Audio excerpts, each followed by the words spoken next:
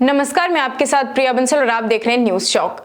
खेल जगत में आज और अभी इस वक्त कुछ ऐसा हुआ है जैसा पहले कभी नहीं हुआ और किसी ने सोचा भी नहीं था।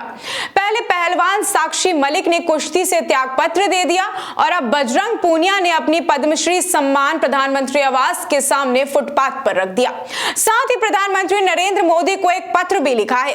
आपको बता दें कि खेल जगत में इससे दुखद कुछ नहीं हो सकता। साथ ही क्या कुछ पत्र में लिखा है, आइए आपको बताते हैं।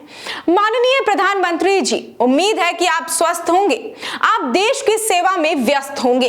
आपकी इस भारी व्यस्तता के बीच आपका ध्यान हमारी कुश्ती पर दिलवाना चाहता हूं। आपको पता होगा कि इसी साल जनवरी महीने में देश की महिला पहलवानों ने कुश्ती संघ पर काबिज ब्रजभूषण शरण सिंह पर सेक्सुअल हैरेसमेंट के गंभीर आरोप लगाए थे।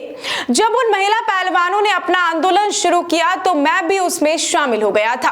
आंदोलित पहलवान जनवरी में अपने घर लौट गए जब उन्हें सरकार ने ठोस कार्रवाई की बात कही, लेकिन 3 महीने बीत जाने के बाद भी जब ब्रजभूषण पर एफआईआर तक नहीं हुई, तब हम पहलवानों ने अप्रैल महीने में दोबारा सड़कों पर उतरकर आंदोलन किया ताकि दिल्ली पुलिस कम से कम ब्रजभूषण शरण सिंह पर एफआईआर दर्ज करे। लेकिन फिर भी बात नहीं बनी तो हमें कोर्ट में जाकर एफआईआर दर्ज करवानी पड़ी। जनवरी में शिकायतकर्ता महिला पहलवानों की गिनती 19 थी, जो अप्रैल तक आते आते 7 रह गई थी। यानी 3 महीने में अपनी ताकत के दम पर ब्रजभूषण शरण सिंह ने 12 महिला पहलवानों को अपने न्याय की लड़ाई में पीछे हटा दिया था। आंदोलन 40 दिन चला। इन 40 दिनों में एक महिला पहलवान और पीछे हट गई थी। इन सब के बावजूद दबाव आ रहा था। हमारे प्रदर्शन स्थल को तहस-नहस कर दिया गया था। हमें दिल्ली से बाहर गतेड़ दिया गया था और हमारे प्रदर्शन करने पर रोक लगा दी गई थी। जब ऐसा हुआ तो हमें सब कुछ समझ नहीं आया था हम क्या करें, इसलिए हमने अपने मेडल गंगा में बहाने की सोची थी।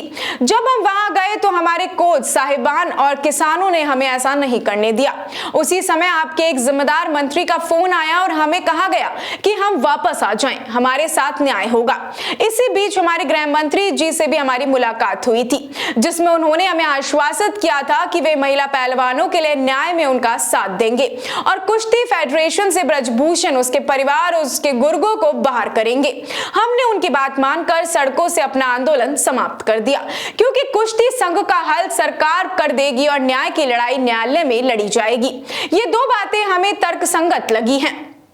लेकिन बीती 21 दिसंबर को कुश्ती संघ के चुनाव में ब्रजभूषण एक बार दोबारा काबिज हो गया। उसने स्टेटमेंट दी है कि दबदबा है और दबदबा रहेगा। महिला पहलवानों के यौन शोषण का आरोपी सरेआम दोबारा कुश्ती का प्रबंधन करने वाली इकाई पर अपना दबदबा होने का दावा कर रहा था। इसी मानसिक दबाव में आकर ओलंपिक पदक विजेता एकमात्र महिला पहलवान साक्षी मलिक ने कुश्ती से संन्यास ले लिया। हम सभी की रात रोते हुए निकली। समझ नहीं आ रहा था कि कहां जाएं, क्या करें और कैसे जिए। इतना मान सम्मान दिया सरकार ने, लोगों ने, क्या इसी सम्मान के बोझ तले दबकर घुटता रहूं? साल 2019 में मुझे पद्मश्री से नवाजा गया था। खेल रत्न और अर्जुन अवार्ड से भी सम्मानित किया गया था। जब ये सम्मान मिले तो मैं बहुत खुश हुआ। लगा था कि जीवन सफल हो गया है, लेकिन आज उससे कहीं ज्यादा दुखी हूं और मैं ये सम्मान मुझे कटौच रहे हैं। कारण सिर्फ एक ही है, जिस कुश्ती के लिए ये सम्मान मिले उससे हमारी साथी महिला पहलवानों को अपनी सुरक्षा के लिए कुश्ती तक छोड़नी पड़ रही है। खेल हमारी महिला खिलाड़ियों के जीवन में जबरदस्त बदलाव लेकर आए थे। पहले देहात में ये कल्पना नहीं कर सकता था कि देहाती मैदानों में लड़के लड़कियां एक साथ खेलते दिखेंगे, लेकिन पहली पीढ़ी की महिला खिलाड़ियों की हिम्मत के कारण ऐसा हो सका। हर गांव में आपको खिलाड़ियां खेलती दिख जाएंगी और वे खेलने के लिए देश विदेश तक जा रही हैं। लेकिन जिनका दबदबा कायम हुआ है या रहेंगी, उनकी परछाई तक महिला पहलवानों और महिला खिलाड़ियों को डराती हैं और अब तो वे पूरी तरह दोबारा काबिज हो गए हैं। उनके गले में फूल मालाएं वाली फोटो आप तक पहुंची होंगी। जिन बेटियों को बेटी बचाओ बेटी पढ़ाओ की ब्रांड एम्बेसडर बनाना था, उनको बस हाल में पहुंचा दिया है कि उनको अपने खेल से ही पीछे हटना पड़ा। हम सम्मानित पहलवान कुछ नहीं कर सके। महिला पहलवानों को अपमानित किए जाने के बाद मैं सम्मानित बनकर अपनी जिंदगी नहीं जी पाऊंगा। ऐसी जिंदगी कटौचती त्राऊं मुझे, इसलिए मैं ये सम्मान मैं आपको को लौटाना चाहता हूं। जब किसी कार्यक्रम में जाते थे तो मंच संचालक हमें पद्मश्री, खेल रत्न और अर्जुन अवार्डों पहलवान बताकर हमारा परिचय करवाता था तो लोग बड़े चाव से तालियां पीटते थे। अब कोई ऐसे बुलाएगा तो मुझे घिन आएगी, क्योंकि इतने सम्मान होने के बावजूद एक सम्मानित जीवन जो हर महिला पहलवान जीना चाहती है उससे उन्हें वंचित कर दिया गया है।